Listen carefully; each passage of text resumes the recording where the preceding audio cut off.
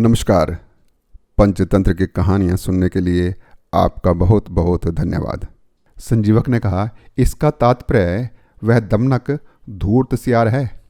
ऐसे ही धूर्त सियार की एक कहानी सुनाता हूँ जो अपनी मूर्खता के कारण मृत्यु को प्राप्त हुआ। पिंगलक बोला, उस सियार की कहानी सुनाओ तो। संजीवक बोला, सुनो।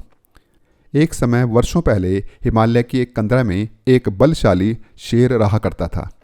एक दिन उसने एक भैंसे को मारकर उसका भोजन किया और अपनी गुफा को लौट रहा था। रास्ते में उसे एक मरियल सा सियार मिला जिसने उसे लेट कर दंडवत प्रणाम किया। जब शेर ने उससे ऐसा करने का कारण पूछा तो उसने कहा, सरकार, मैं आपका सेवक बनना चाहता हूँ। कृपया आप मुझे अपनी शरण में ले लें। मैं आपकी भरपूर सेवा करूँगा। केवल आपके द्वारा छोड़े गए शिकार से ही अपना गुजर बसर कर लूँगा।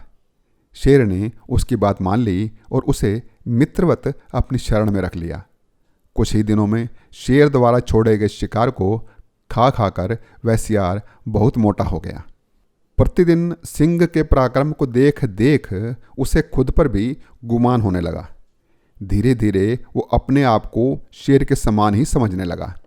एक दिन जोश ही जोश में उसने शेर को कहा, अरे सिंह, मांस खा खा कर अब मैं भी तुम्हारी तरह शक्तिशाली हो गया हूँ।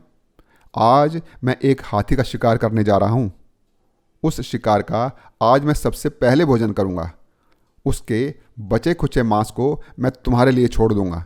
शेर सियार को अपना मित्र मानने लगा था, इसलिए उसने उसकी बातों का बुरा नहीं माना और उसे कहा, मित्र, तुम ऐसा दुस्साहस मत करना। परंतु सियार को ना जाने कौन सा भ्रम हो गया था और वह शेर का परामर्श ना मानते हुए एक पहाड़ की चोटी पर किसी हाथी का शिकार करने पहुंच गया। वहां से उसने चारों ओर नजरें दौड़ाई तो पहाड़ के नीचे हाथियों के एक छोटे से समूह को देखा। फिर सिंहनाद की तरह 3 बार सियार की आवाज़ें लगाकर एक बड़े से हाथी के ऊपर कूद पड़ा, किंतु वो हाथी के ऊपर झपट नहीं पाया। उसके आगे वाले पैरों के पास जाकर गिर पड़ा। हाथी को सियार के झपटने का पता भी नहीं चला। वो अपनी मस्तानी चाल से चलता रहा। उसका अगला पैर सियार के सिर के ऊपर रखा गया। क्षण भर में सियार का सिर चकनाचूर हो गया और उसके प्राण पखेरु उड़ गए। दूर से शेर ने सियार की हरकतें देखी और मन ही मन कहा, मूर्ख और घमंडी की ऐसी ही गति होती है। घमंड और मूर्खता का साथ बहुत गहरा होता है, इसलिए कभी भी जिंदगी में किसी भी समय घमंड नहीं करना चाहिए। उधर दमनक सियार मदमस्त हाथी और गौरैया की कहानी सुनाने लगा। किसी पेड़ पर एक गौरैया अपने पति के साथ रहती थी। वह अपने घोंसले में अंडों से चूजे निकलने का बेसब्री से इंतजार कर रही थी। एक दिन गौरैया अपने अंडों को से रही थी और उसका पति भोजन की तलाश में बाहर गया हुआ था। तभी गुस्से में तिल मिलाया हाथी वहां आकर आसपास के पेड़ पौधों को रौंदने लगा। उसी तोड़फोड़ के दौरान वह गौरैया के पेड़ को गिराने के लिए जोर जोर से हिलाने लगा। हाथी से वह पेड़ तो नहीं टूटा, लेकिन उसके हिलाने से गौरैया का घोंसला टूट गया और उसके सारे अंडे फूट गए। गौरैया बहुत दुखी हुई और जोर जोर से रोने लगी।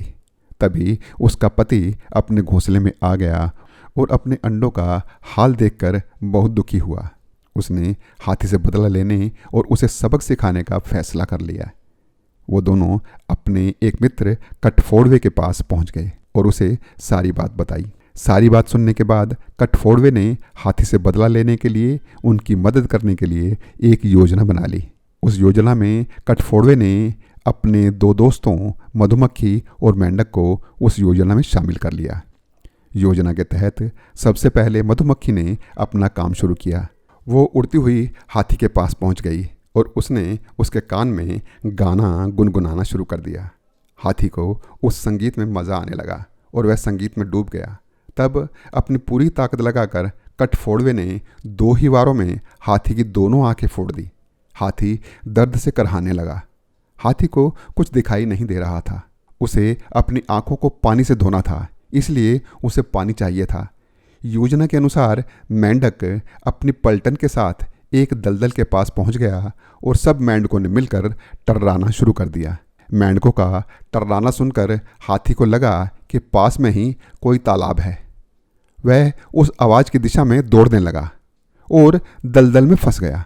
हाथी जितना जोर लगाता वह उतना ही दलदल में फंसता चला गया और दलदल में डूबकर मर गया। हम सब बेशक छोटे और कमज़ोर जानवर हैं, फिर भी हम एकजुट होकर काम करें तो बड़े से बड़ा कार्य संपन्न कर सकते हैं और बड़े से बड़े शत्रु को भी पराजित कर सकते हैं। तू कौन मैं खामाखा की एक गोरैया की कहानी सुनाता हूँ। सुनो, एक जंगल में एक पेड़ पर गोरैया का घोंसला था। एक दिन कड़ाके की ठंड पड़ रही थी।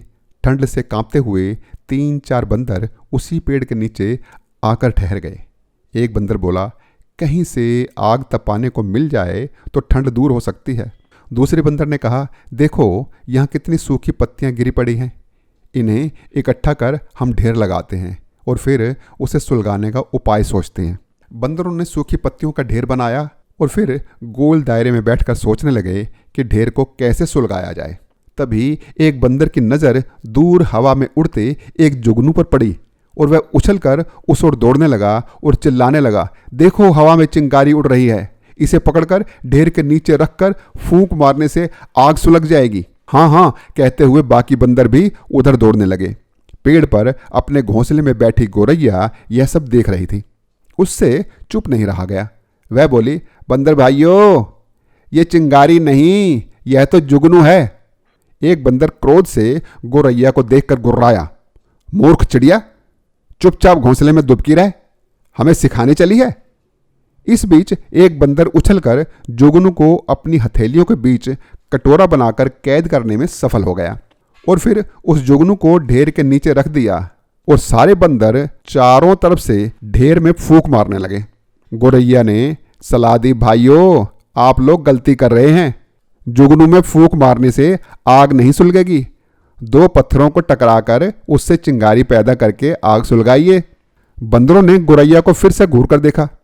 बंदरों के फूंक मारने से आग नहीं सुलगी तो गोरैया फिर से बोल उठी, भाइयों, आप मेरी सलाह मानिए, कम से कम 2 सूखी लकड़ियों को आपस में रगड़ कर देखिए। सारे बंदर आग न सुलगा पाने के कारण खिजे हुए थे। एक बंदर को बहुत गुस्सा आया। क्रोध में भरकर उस गोरैया को पकड़ा और पेड़ के तने पर दे मारा। गोरैया फड़फड़ाती हुई नीचे गिरी और मर गई। मूर्खों को सीख या सलाह देने का कोई लाभ नहीं होता, उल्टे सीख देने वाले को ही पछताना पड़ता है। बिना मांगे किसी को भी सलाह नहीं देनी चाहिए, खासकर मूर्ख व्यक्ति को तो बिल्कुल भी नहीं। आगे क्या हुआ मेरी अगली वीडियो में देखने के लिए मेरे चैनल को सब्सक्राइब करें। ये वीडियो आपको कैसी लगी मुझे बताइएगा। नमस्कार।